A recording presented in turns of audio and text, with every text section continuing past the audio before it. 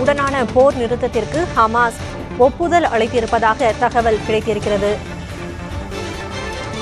Israel உடனான போர் நிறுத்தத்துக்கு Hamas ஒப்புதல் அளித்திருப்பதாக தகவல் கிடைத்திருக்கிறது. எகிப்து, கத்தார் நாடுகளின் பேச்சுவார்த்தை அடுத்து போர் நிறுத்தத்திற்கு ஹமாஸ் தற்போது ஒப்புதல் அளித்திருக்கிறது.